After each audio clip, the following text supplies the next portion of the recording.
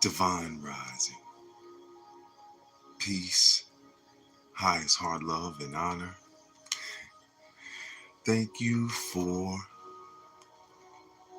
coming back to the reading of Poverty, Ethnic Identity, and Healthcare by Vern and Bonnie Bullough. I'm your moderator and narrator, Uriel NEVEU. I welcome you all. So, where we left off last time, right? So big, so big. So we just had finished up with chapter 4, and now we will begin chapter 5, Native Americans, live from the light. Thank you all for being here and reading with us. Here we go. Chapter 5.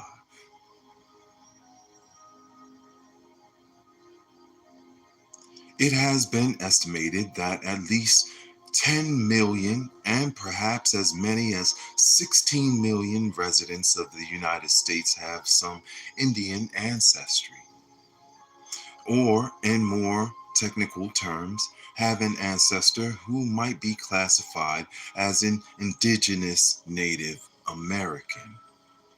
These Americans, however, are not to be distinguished from the so-called tribal Indians, who are the only ones classified as Indians by the United States Census, and who now number approximately 600,000 people.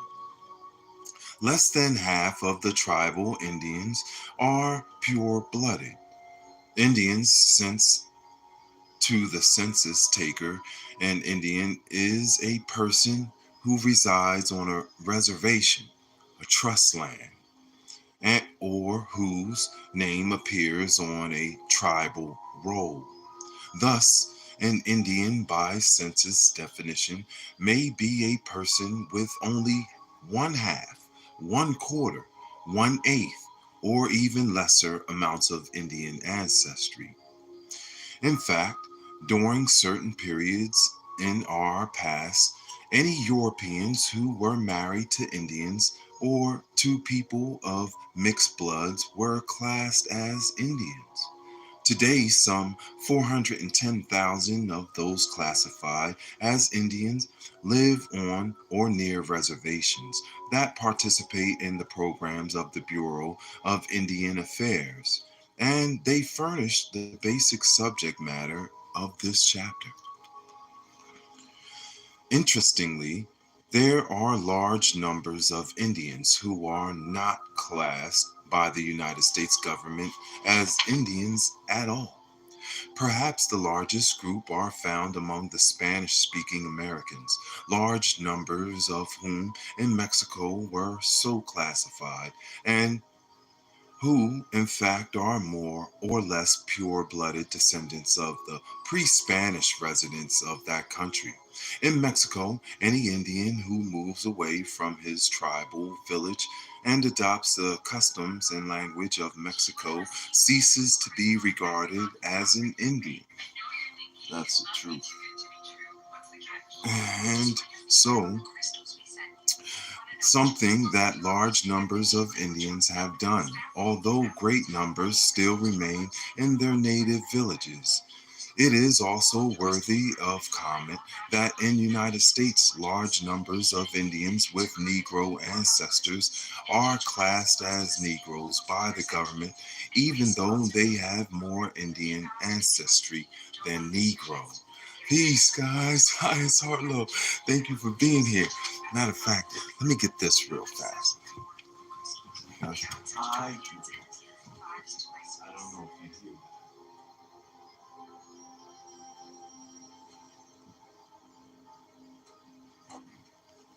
We're reading from Poverty, Ethnic Identity, and Healthcare. So, thank you guys for being here. This chapter is all about the Native Americans. So we're getting into it right now. So it is also worthy of comment that in the United States, large numbers of Indians with Negro ancestors are classed as Negroes by the government, even though they have more Indian ancestry than Negro. Confusion over just who is an Indian is compounded by past policies of the United States Bureau of Indian Affairs, which in 1954 admitted that it could not really make an adequate definition of just who an Indian is or was. As a result, the term Indian in various government reports can mean a racial grouping, a legal concept, a socio-cultural group, or a caste. Today, the largest centers of Indian population as defined by the census in the United States are Arizona with more than 85,000 Indians, Oklahoma with something more than 65,000, New Mexico with approximately 57,000, and Alaska with some 50,000. California and North Carolina, each with about 40,000. South Dakota with some 30,000. And Montana and Washington, each with about 22,000 persons classified as Indians. Tribal lands amount to nearly 40 million acres with an additional 12 million acres in allotted land. Individual reservations range in size from 1 acre, Strawberry Valley Rancheria in Yuba County, California, to 15 million acres, the Navajo Reservation in Arizona, New Mexico, and Utah, which is about the size of the state of West Virginia.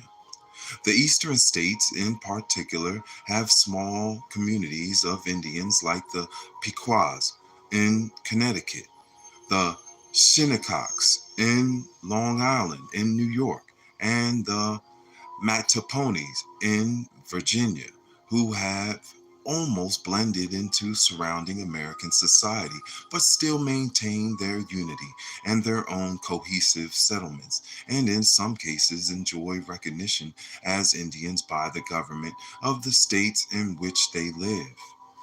Prior to the coming of European settlers, to these shores, it has been estimated that there were about 600,000 Indians within the 48 mainland states, which means that by government count, there are now about as many Indians as there were 300 years ago.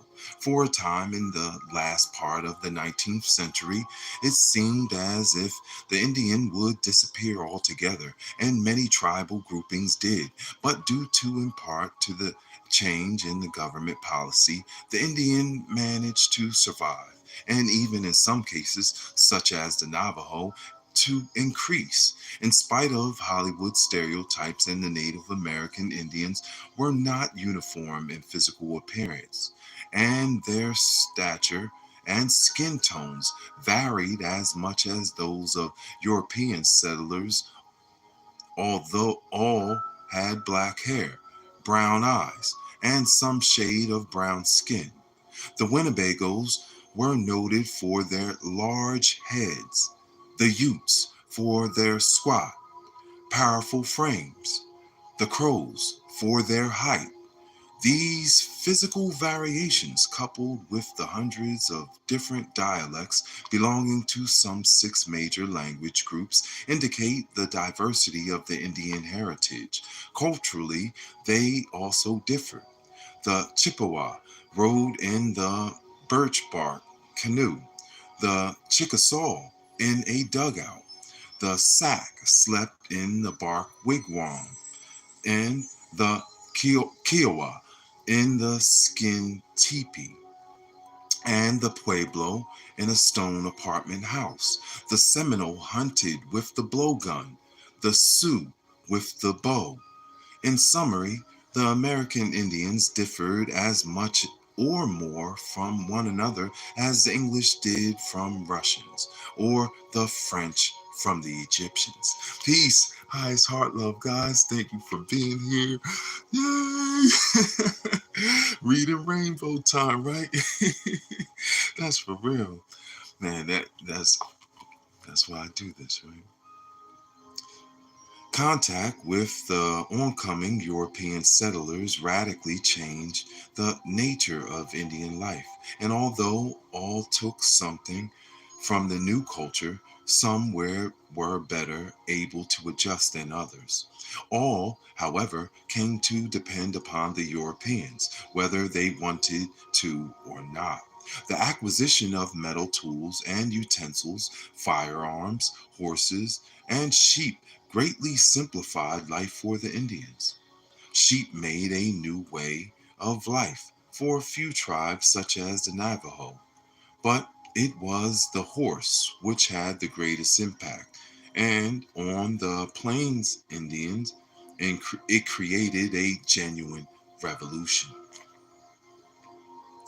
The Nez Perce, for example, changed from their old substance on fishing, root digging, and hunting small animals to trailing the buffalo herds. The Navajos went so far as to deny their present pre horse history by stating that if there were no horses, there were no Navajos. Some of the Indians, such as the Iroquois and the Apaches, adopted the European weapons with devastating effect on their Indian neighbors, driving them from choice hunting grounds, seizing their property, and enslaving and killing them.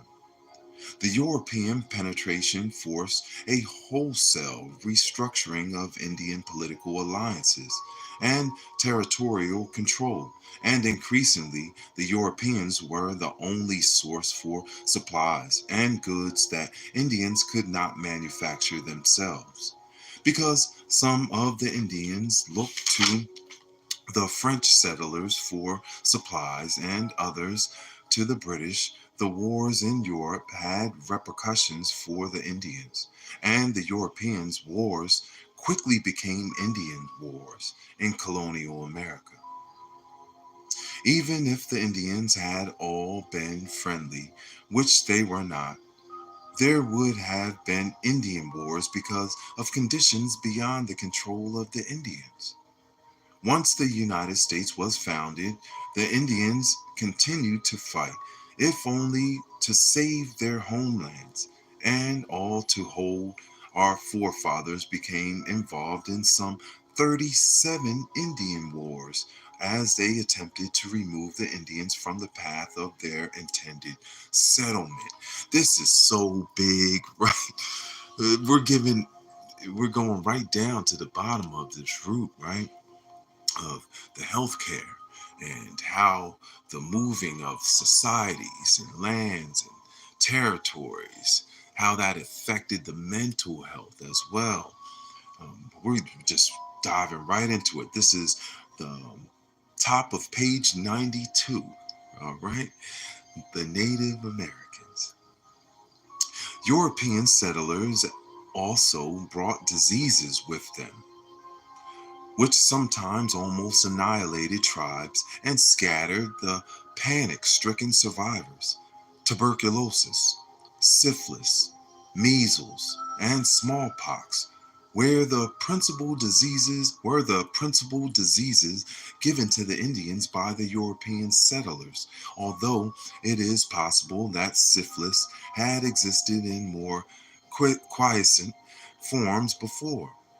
The pilgrims regarded it as a sign of divine intervention, that some disease, probably smallpox, left by visiting sailors, had decimated the Indian population of eastern Massachusetts shortly before their arrival. one of the few tribes whose strength remained unimpaired by the plague. The Pequots attempted to resist the movement of European settlers into the Connecticut Valley in the so-called Pequot War of 1637. During this engagement, a small party of whites surrounded the Pequot stronghold during the night, fired it, and killed and burned to death some 500 Indians while losing only 2 men. Sad. Increased Mather, a New England minister, called upon his congregation to thank God for allowing the settlers to send so many heathen souls to hell. The surviving remnants of the tribe were sold into slavery. The Pequot War was but a minor skirmish compared to the King Philip's War in 1675 to 1676, which tended to set the pattern for later American dealings with the Indians. This war, which resulted in nearly 1,000 dead among the settlers, was particularly bitter and was in part won because so many other Indian groups helped the English settlers. Following the war, both hostile and friendly tribesmen alike were required to live in specified villages. Meet, were denied arms and ammunition, and were prevented from meeting in assembly. Kept in semi isolation, cut off from the old ways of making a living, the New England Indians entered to rapid decline as they picked up the European vices and diseases faster than they acquired their virtues. For a time, Americans adopted a policy of setting aside certain areas in the West as Indian territory, and by 1840, survivors of most of the Indian Eastern tribes had been removed to the West. This practice soon proved a failure, largely because Americans themselves continued to move west, coveting the very territory they earlier had granted in perpetuity to the Indians. The great Sioux chief Spotted Tail became so discouraged with the continual government relocation schemes that he rather plaintively asked why the Great Father did not put his red children on wheels so he could move them as well and as he will. In the last part of the 19th century, there was growing agitation for change in Indian policy, as many came to realize that we were, in effect, exterminating the Indians. One of the most influential forces for change was a woman, Helen Hunt Jackson, a novelist whose Ramona was one of the most famous 19th century works of fiction. In 1881, she published A Century of Dishonor, an eloquent, impassioned, and biased plea to right the wrongs of being done to the Indians and to denunciate the denunciation of the perfides of the American government. Part of the difficulty was that the friends of the Indians did not agree on the best way to achieve an equitable solution and yet meet the demands of the expanding America. At first, the United States acted as if the Indian nations or tribes were independent foreign powers and made treaties with them. There was a growing opposition to regarding Indians as independent subjects. However, in 1871, Congress stipulated that they were no longer citizens of foreign nations, but this did not make them citizens of the United States. This is a powerful point right here. The change in the status of the Indians did lead to some benefits. The appropriation of the first sums specifically marked for Indians education is an example, but at the same time, the government made it clear that internal tribal matters could be the subject of national legislation. Many workers among the Indians felt that the only way Indians could progress was to remove them from their reservations or from the tribal groupings which exercised such dominant influence over them. This kind of recommendation was also favored by groups hostile to the Indians who coveted the Indian lands and were unable to buy it as long as the tribe itself controlled it. Both groups came together to support the Dawes General Allotment Act of 1887, which was designed to encourage the growth of private enterprise among the Indians. Each adult was to receive 160 acres and each child 80 acres from the tribal lands, and the remaining lands were to be sold. Recognizing that most Indians still had no concept of private property, the legislation provided that the allotted lands would be held in trust for 25 years by the government, after which the individual Indian would be granted outright ownership and could sell the land if he wished to do so. That's the setup, right? Mm. The effect upon the Indians was disastrous. As one authority has written, the Dawes Act may not have civilized the Indian, but it definitely corrupted most of the white men who had any contact with it. Between 1887 and 1934, the Indians lost 86 million of the 138 million acres held by them when the legislation was enacted. Though a small minority of Indians did well by the Dawes Act, and there were several oil Indians who made great money through their control of land. For every Indian whose allotment proved to contain oil, there were a score who were reduced to charity. Mm. In retrospect, the Dawes Act was extremely unwise and failed to take into account reality. Most Indians traditionally had been hunters and gatherers and could not or would not be transformed into farmers overnight. The result was a generation of landless Indians with no vocational training and almost total demoralization. Welcome all. Thank you for being here and reading with us.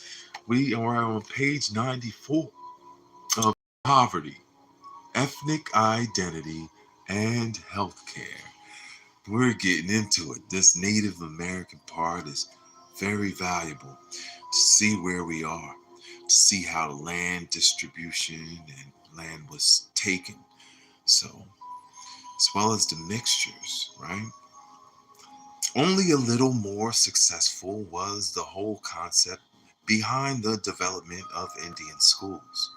Again, the motivation was rapid assimilation of Indians into the American mainstream, although the cupidity so evident in allotting Indians lands was not this time a factor.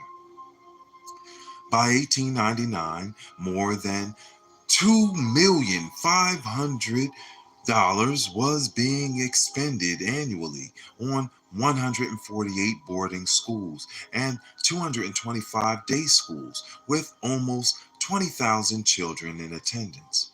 Most of these schools were far removed from the reservation, since the educational authorities of the day were in agreement that a complete break with the home environment was essential if the Indians were to become effective citizens. In theory, attendance was voluntary, which meant that recruiting students was always a problem.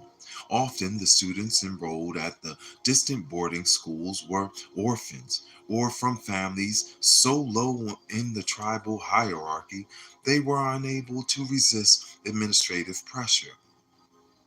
Indian parents were generally reluctant to lose their children for months, and death rates among the students were abnormally high. Moreover, many of the skills of the Indians were taught in the school had no application to the type of life they would lead when they returned home. This meant that the student who did not adopt the routine at school was miserable while he was there. But those who did adapt successfully were miserable when they returned home to their families. The same kind of basic misunderstanding characterized some of the other attempts to force the assimilation of Indians. The Bureau of Indian Affairs for a time ordered reservation officials to slash food and clothing rations on the assumption that this would force the Indians to support themselves. Instead, most of the Indians did what their people traditionally had done, shared what little they had, and went hungry together. Officials in Washington also ordered all male Indians to have their hair cut, even though some tribesmen believed that long hair had supernatural significance.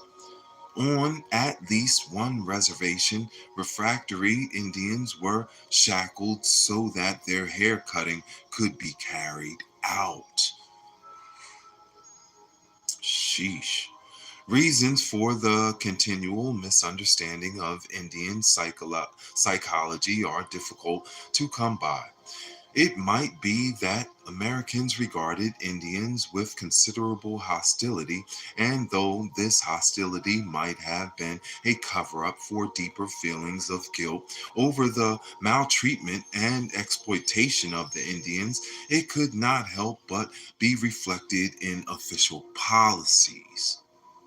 Adding to this was the popular stereotype of cultural homogeneity of Indians, which meant that policies all too frequently failed to take into consideration the differences in customs that existed between the tribes, even though the civil servants who worked for the Bureau of Indian Affairs was often well-educated people with college or even graduate training. They were usually not trained to understand or work in a culture other than their own. That's it right there. See, that's why we do this. We reading from the real thing right here. We're at the middle of page 95. So let me get this one. This commercial break. Back to the beautiful. This is so deep, right? I love these commercial breaks too. It gives them time to just get up and you get to see and gather where we are. All right. So we're in the middle of page 95, guys. Right? Yeah, it works. It works how that's the way it's supposed to be. That's what we learn, right? Yeah. We have to go through certain things to achieve other levels, right? And that means adhering to nature.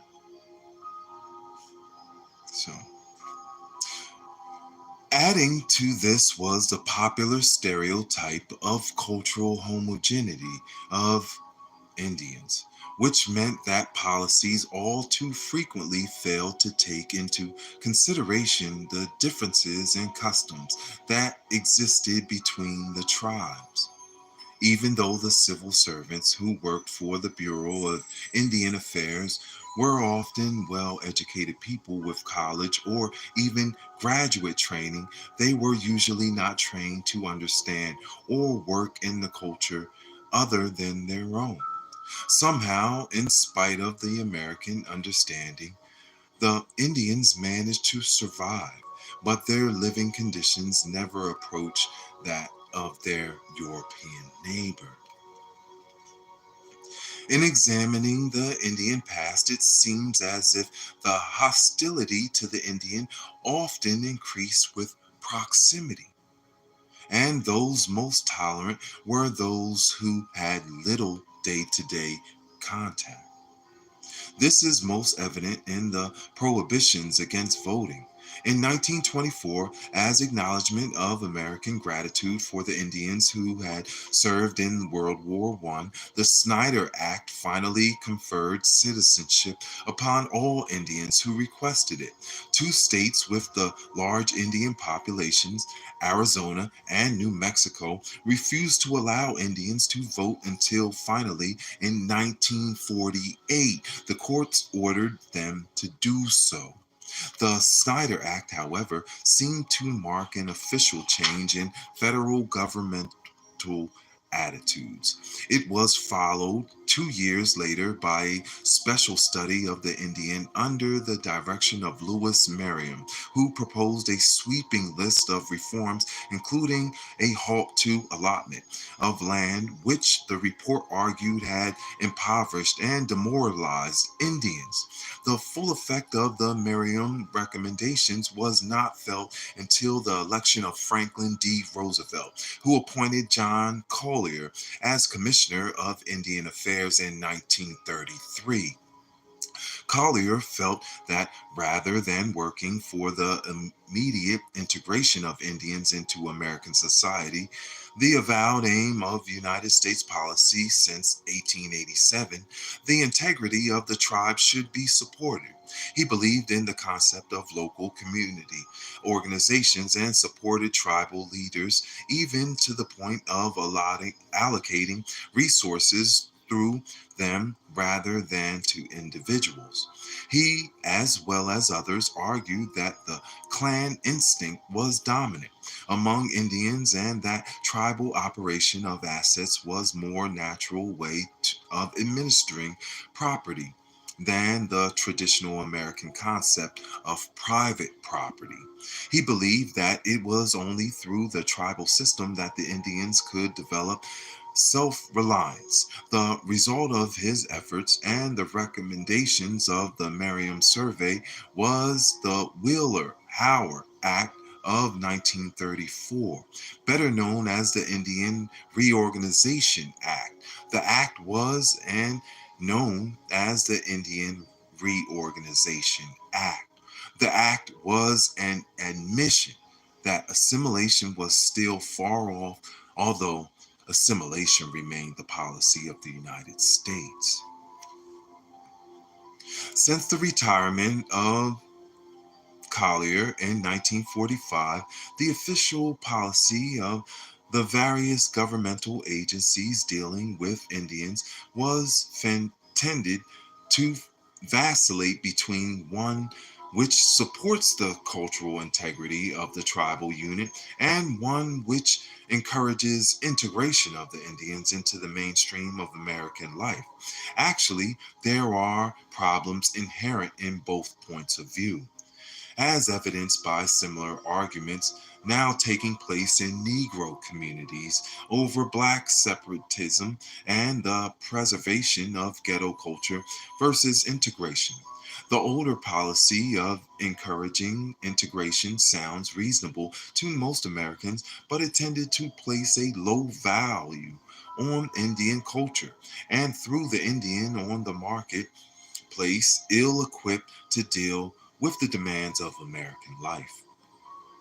Traditional Indian values and customs were often treated with disdain by white officials and had low survival values off of the reservation. The result was not to erect a barrier to effective communication between the Indian and non Indian, but also in the process to foster feelings of inferiority among the Indians. Assimilation, in effect, proved demoralizing to the vast majority of Indians.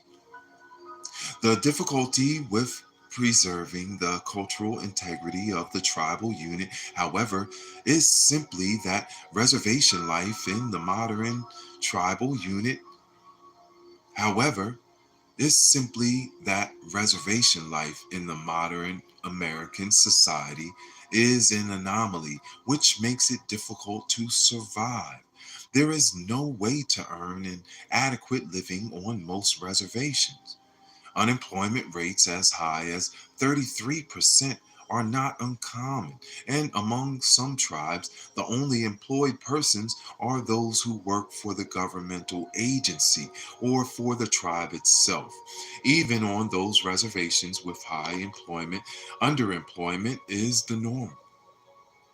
Farming on most reservations is at best marginal, if partly because so many reservations were selected by the government because of their poor soil and lack of water. At the present time, it is estimated that less than 7% of all Indian held land is suitable for farming. Yet, reservations are much too crowded to sustain a hunting or food gathering economy. Under the tribal policy, the individual who decides to leave the reservation must face the fact that the government's policy is to support the tribal unit instead of the individual. This means that he must not only leave behind family and friends, he also had to leave behind his share of community owned property. Moreover, the various governmental assistance programs for Indians, including health services, are available only to reservations residents. Since the tribal way of life among most of the Indian cultures is a communal one that stresses cooperation rather than competition, the non reservation Indian is also faced with a whole set of capitalistic norms, which tends to make his move from the reservation even more traumatic. Peace, everyone. Hi, it's Heart Love. Thank you for being here and reading with us. We're now at the bottom of page 97. Poverty, ethnic identity, and healthcare. Health and health services. Now, here are the difficulties of American policy toward the Indians, more evident than in the delivery of health services. Although, mm, although Americans tended to discourage and denigrate the Indian medicine man and herbalist, they were usually the only medical profession available until this century. Occasionally, civilian or military physicians visited reservations to give medical care, but it was not until 1908 that the Bureau of Indian Affairs appointed the first chief medical supervisor. More effective concern was demonstrated in 1910 when Congress appropriated funds to combat the spread of trachoma, an infectious granular conjunctivitis which causes eye damage and even blindness when it is allowed to progress to a chronic state.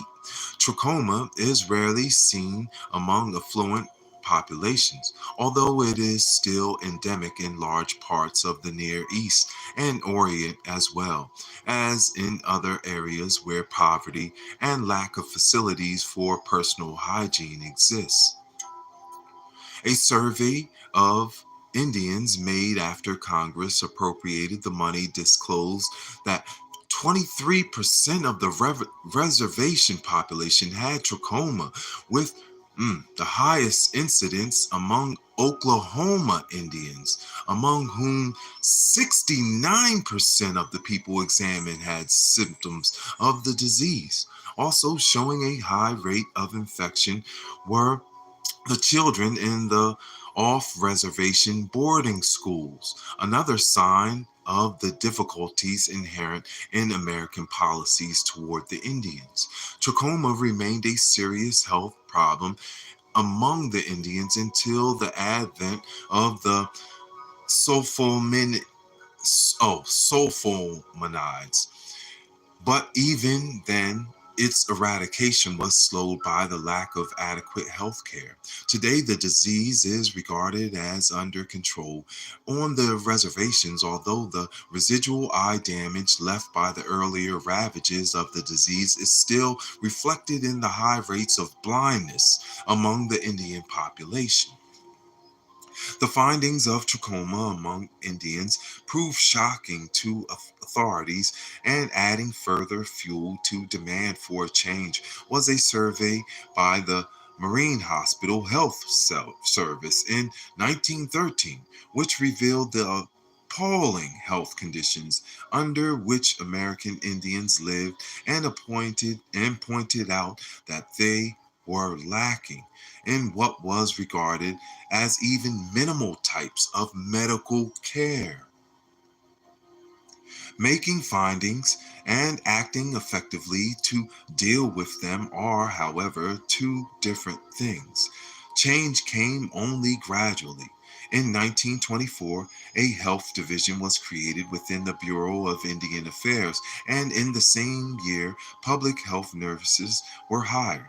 By 1939, however, there were still only 110 public health nurses in the service. Dental services had been inaugurated in 1913, but by 1925, there were only 7 traveling dentists to cover all the reservations. Mm. District medical officers were appointed in 1926, and officers of the Public Health Service Commission Corps were detailed into the Indian Bureau, but never in very large numbers. The investigation of Indian affairs commenced by Lewis Merriam in 1926 found Indian health conditions little improved over what they had seen in the 1913 report. Wow, 13 years. Many of those active in the health service felt the best solution was to transfer the health program to the public health service. Agitation for such a transfer had begun as early as 1919, but this was not finally accomplished until the enactment legislation was passed in 1954. Actual transfer took place in 1955. And this has proven to be an extremely important step in upgrading health services. As a part of the transfer program, the Public Health Service made a comprehensive survey of Indian health problems. The report stated that though the government had long been interested in health services for Indians, the American Indian is still the victim of an appalling amount of sickness. The health facilities are either non existent in some areas or, for the most part, adolescent and in need of repair. Personal housing is lacking or inadequate. Workloads have been such as to test the patience and endurance of professional staff. This all points to a gross lack of resources equal to the present load of sickness and accumulated neglect.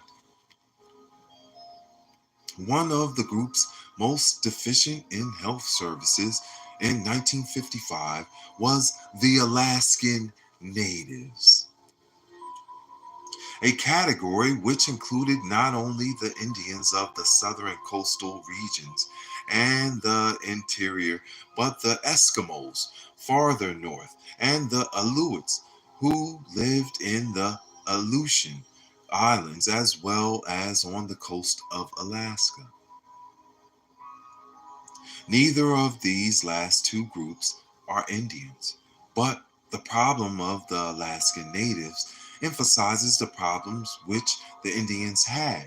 Though the vast distances in Alaska, as well as the hostile climate, impose great difficulties, the report pointed out that in 1954 there were 600 beds available for patients in the 6 hospitals which admitted natives, even though there were 2,452 new tuberculosis cases reported in that year, in addition to all the types of illnesses requiring hospitalization.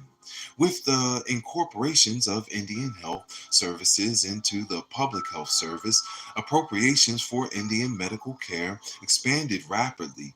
Observers of the congressional scene, as well as the supporters of the transfer, believe that a major reason for the increase in funds in the Congress no longer has to be appropriate money specifically for Indian health services, an act which apparently still had considerable political opposition, but instead they could appropriate it for general public health, and the section on Indian health did not receive the same hostile scrutiny and publicity that a separate appropriation would.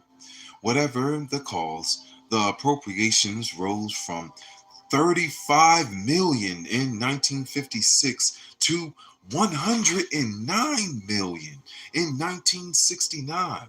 At present, the Indian Health Service operates some 51 hospitals, 77 health centers, and more than 300 health stations and field clinics. It also contracts with various state and community facilities for care because reservations are still so scattered and population so dispersed that public health facilities are not always within reach.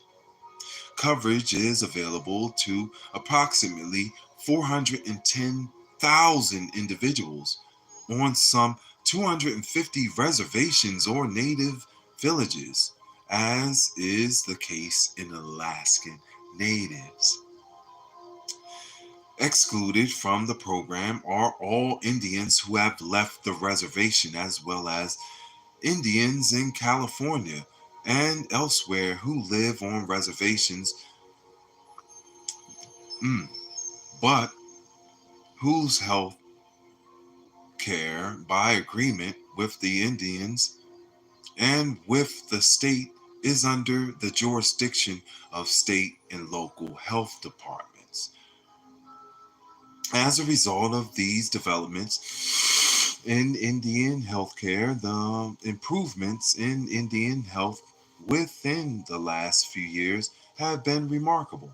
However, even the best health care delivery systems cannot fully overcome the effects of poverty and malnutrition and the stress of rapid social change.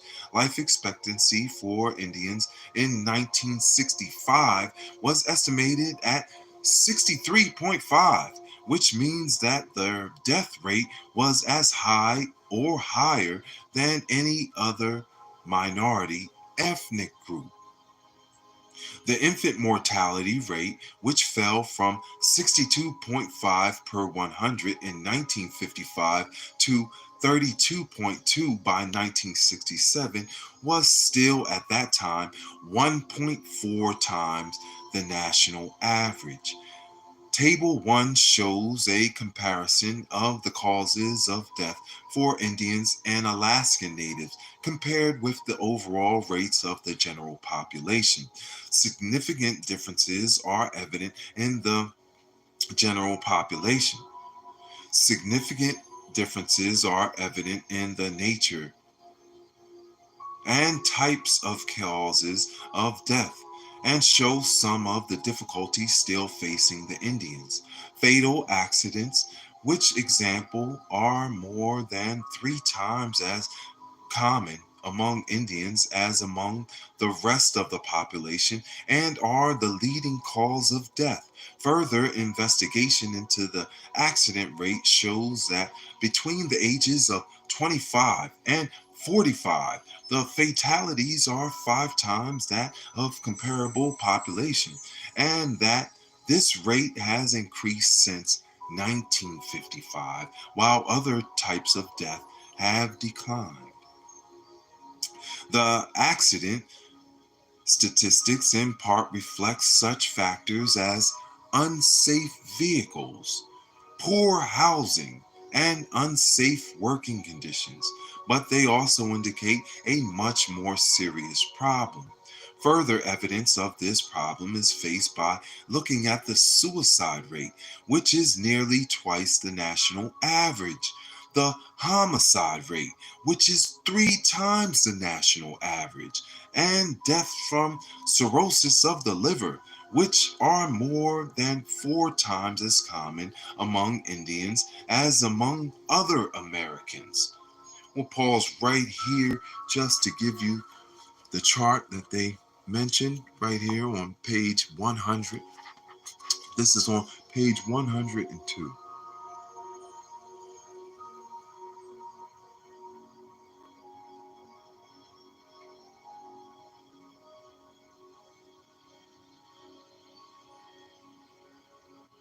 We're reading from Poverty, Identity, and Healthcare. This is page 101, where you are looking at the table of cause of death for Indians and Alaskan Natives compared with the cause of death for Americans in general calendar year of 1967. So you see that all causes are at the top and all other causes are down at the bottom.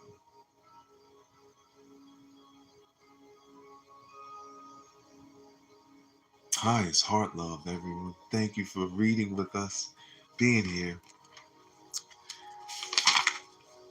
So here we go. Page 102.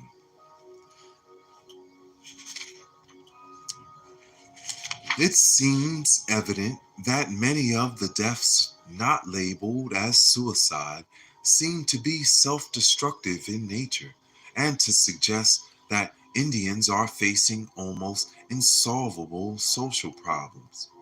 The situation which has been created for them is not unlike the conditions of anomie described by the French sociologist. See, there's the commercial. There we go. That's what we need. A commercial, just a break, so we can give you guys a rest. Isn't this good? This is so good on Native Americans. Look, she joined us. Happy holidays, everyone. Happy holidays. Thank you all for being here. This is that love. The love of reading books. Look at us. Happy rising, guys. I love it too. It's very disturbing. I know, but it's the actuality. So that's why we're reading this. And this is why y'all chose this book, right? So we're going to do it like this. We're going to clean up this entire chapter and let you guys enjoy the rest of the day. The situation which has been created for them is not unlike the conditions of anomie described by the French sociologist Emile Durkheim. Though Durkheim made his generalizations on the basis of rapid social changes created by industrialization, they would seem to apply to any society undergoing rapid social change, which causes old norms to lose their saliency without their being immediately replaced with new rules, which are functional. Durkheim said that during this period of adjustment, people are unsure of themselves or torn between conflicting sets of norms, so that social pathology such as suicide is common. Yikes. The extent of the anomie caused by the conflicting lifestyles varies among the tribes. Many Indians, including most of those who still live east of the Mississippi River, had already accepted European customs before the advent of the reservations era, so that their time of great trauma was behind them. In some of the Western tribes, the problem of transition is acute. Some individuals, particularly the older Indians, are still well adjusted to the old traditions, but others, particularly young adults, are caught in an identity crisis and are unable to find a satisfactory lifestyle, either as traditionally oriented Indians or as members of the mainstream of American society. If they stay on the reservation, they are caught in a crippling web of poverty, unemployment, and dependency on welfare. If they leave the reservation to find employment, the jobs which are available are often seasonal, low paying, or hazardous. And in the case of forest fire fighting, which the Western tribesmen perform, it is all three. The feelings of ambivalence and hopelessness that follow from the seemingly impossible situation are expressed in various other ways besides suicide. Although most Indian children now get some education, the dropout rate is high that the few Indians achieve the level of education necessary for skilled employment in today's world. Alcoholism, traditionally, has been a severe problem among Indians, and for long periods of American history, it was forbidden to sell alcohol to Indians. The 1953 repeal of this prohibition was an important reform in that it removed one more vestige of white paternalism, but this did not by any means solve the problem, either because of the carryover from the time when drinking was forbidden and alcohol was consumed rapidly to avoid oppression. Mm, apprehension. Wow. Forbidden or alcohol was consumed rapidly to avoid apprehension, or because alcohol helps drown one's problems. Large numbers of Indians still consume liquor so rapidly in such great quantity that drunkenness inevitably follows. The inebriated Indians are then killed by trains, automobiles, or even by their companions. If they just survive their drinking bout, they are often thrown into jail, where they can easily develop pneumonia. And if they survive this crisis as well, large numbers ultimately die of cirrhosis of the liver. Another health problem which continues to plague Indians is tuberculosis. In the 1913 health survey, it was found that only the relatively assimilated Indian populations of New York and Michigan had low tuberculosis rates. On the Western reservations, it was not unusual to find 20% of the tribe afflicted, and among the the Paiutes of the Pyramid Lake region in Nevada, some 33% had the disease. Since the survey was made before the such diagnostic tools as X-ray or the tuberculin test was available and depended only upon a physical examination, the true incidence may well have been higher than the figures reported. In spite of the advances made in the recent years, the mortality rate for tuberculosis is still 5 times as high for Indians as for the general population.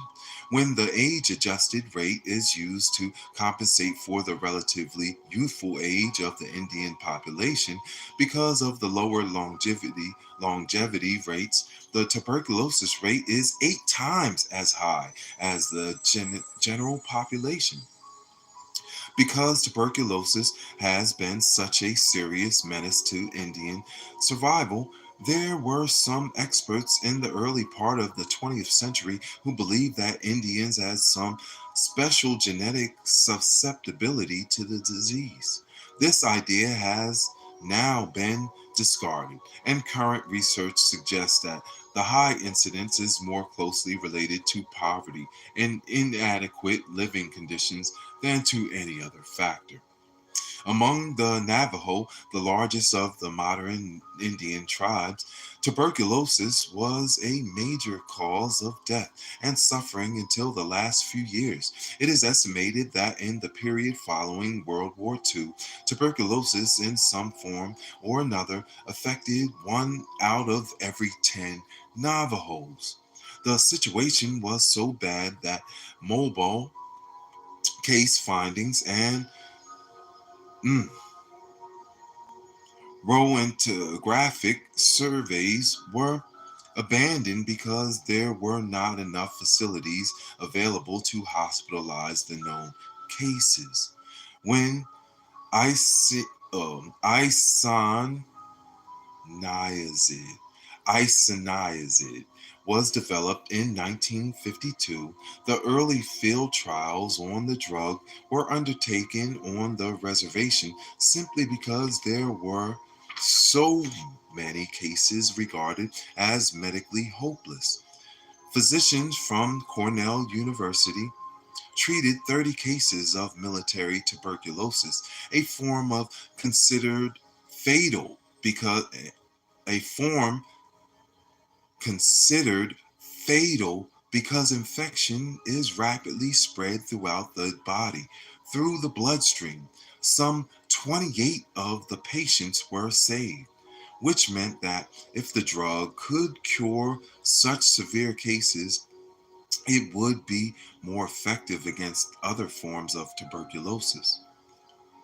Elsewhere in this book, we have criticized the tendency of the medical establishment to use their poverty stricken or minority populations as testing grounds to perfect individual skills or try out their new therapies, which are later used on by their middle class patients. The experimental use of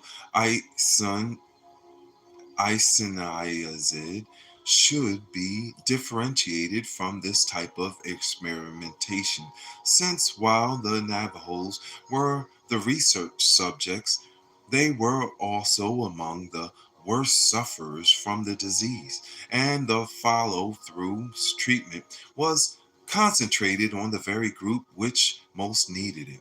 The Indians themselves, it is not drug experimentation which should be condemned, but the use of subjects who, as a group, not receive the major benefits from the experimentation. With the development of the isoniazid or and similar drugs, the technology was available for the control of tuberculosis. The entrance of the Public Health Service into the field after 1955 made the necessary medical services available, and within a few years, the disease was brought to its present level of control. The fact that tuberculosis still remains such a serious problem seems to emphasize again that adequate medical care cannot solve all the problems, and that low socioeconomic status and cultural and geographic barriers still act as effective deterrents to good health. Both poverty and geographic barriers also seem to be implicated in the infant mortality rates, resulting for the most part from pneumonia or diarrhea. Infants Infant diarrhea can usually be treated successfully if steps are taken soon enough to restore the fluid and electrolyte balance. The physical isolation of many reservation residents and the uncertain condition of their vehicles often cause the family to put off the trip to the hospital until it's too late. Moreover, crowded living quarters and lack of sanitation predisposes to illnesses. Um, Sanitations help communicable diseases to spread, and inadequate diet predisposes to illness. If the Indian population is to be a healthy one, problems associated with poverty and isolation must be solved.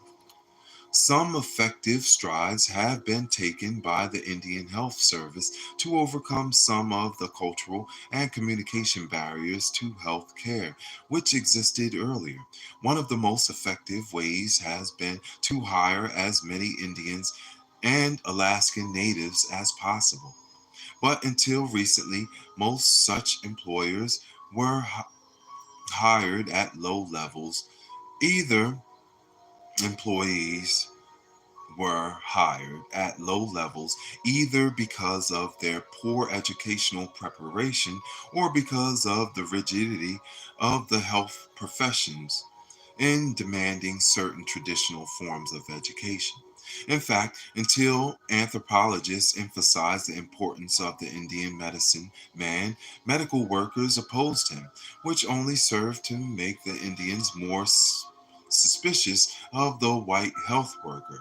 Even as recently as 1945, the medicine man among the Navajo had a preferred status over the physician, which meant that if there was a conflict between the two, scientific medicine lost out.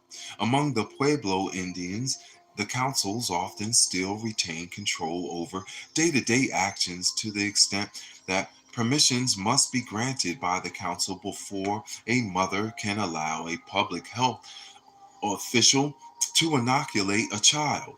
Recognition of the importance of the Indian customs by the modern health workers had tended to cut down some of the hostility between the Indian and Western medicine.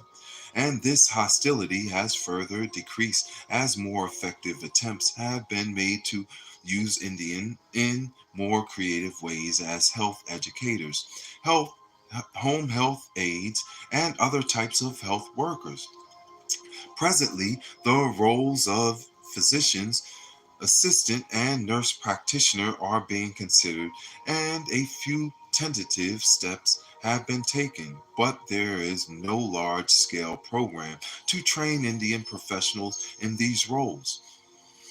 It would seem that, at least on the western reservations, the great distances and the isolation of the people would tend to encourage the growth of such workers. If the Indians is to care for himself, such workers would also be a necessity, since in the past medical schools have tended to bar Indians from admission, and this means that even a medical schools begin to change, there will still be a shortage of indigenous physicians for a long time. Thank you so much. Much love. Oh, so much love. Thank you, Brother Ed Campbell. Highest heart love. Reading to the people, right? This is so critical. Poverty, ethnic identity, and healthcare. And we're moving to the chapter end of this chapter 5 right here. So coming up on the last page, I wanted to read this chapter. You guys say happy Hanukkah, happy Kwanzaa, Merry Christmas to all, and let you go on with your holiday. Enjoy the family. It is particularly important that the indigenous workers be developed now, that the Indian view the Western medicine as has become so much more favorable. Among the Navajo, for example, the crucial factor in changing long term suspicion into favorable support has been the success in the treatment of tuberculosis by Western medicine.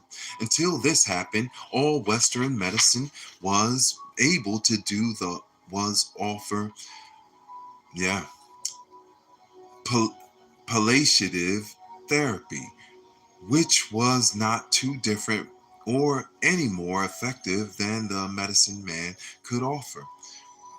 Besides, the medicine man kept the person at home instead of sending him off to the hospital to die.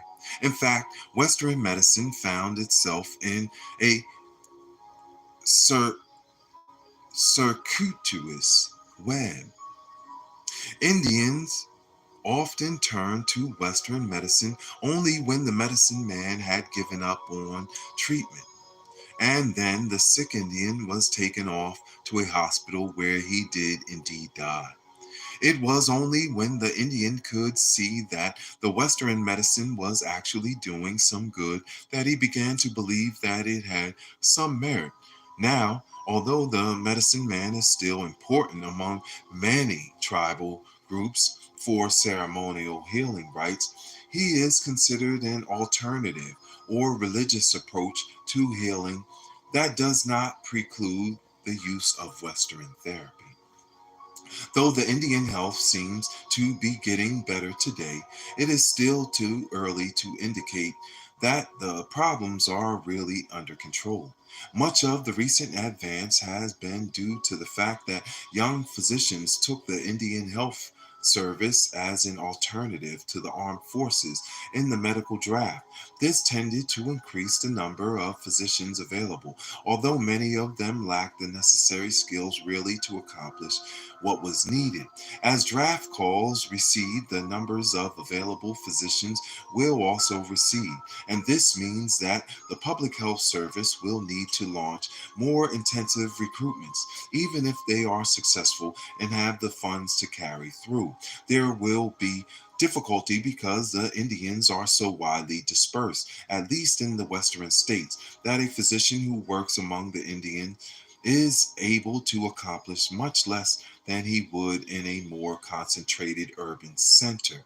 This again emphasizes the need for more indigenous paramedical personnel. Yes!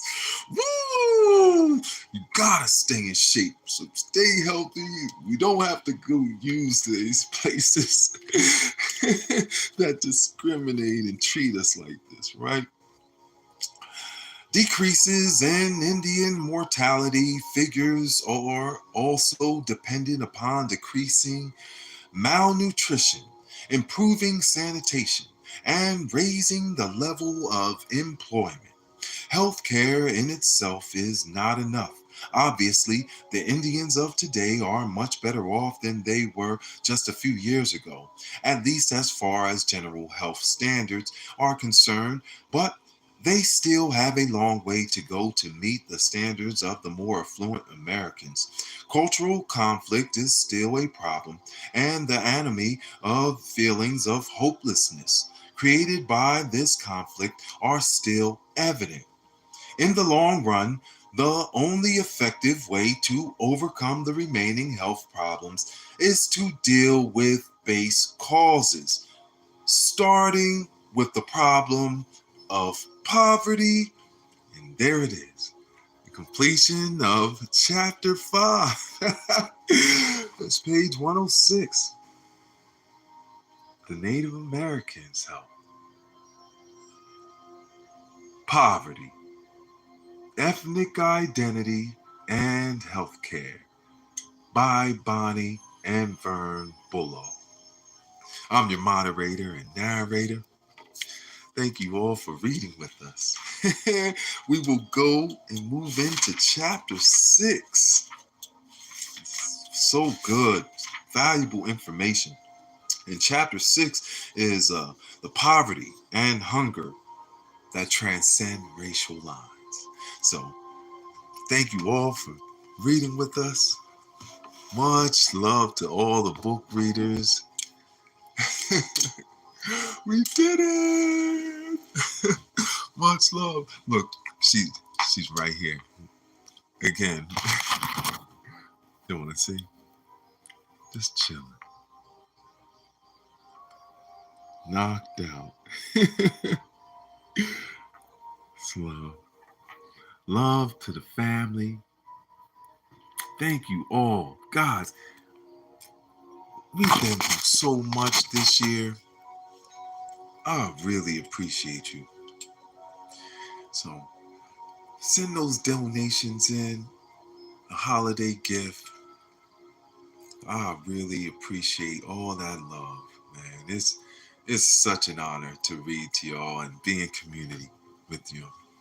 Cash App, $sign, your healing, Uriel. All right. And if it's PayPal, you can just look up my email. That's URIELRILEY@gmail.com. Thank you all. Highest heart love. I'll see you soon. And we are reading from chapter 6 next. So this was part 7, part 8. Thank you all. You can catch up on the other readings. Much love. Yay! Thank you so much. Peace, y'all. Highest heart love. Yes, I love. Oh, yeah, I sure will. Sing to you. Here we go. I love you. I love you. Thank you. Much love. Yay! I love you. Peace. Thank you for loving me.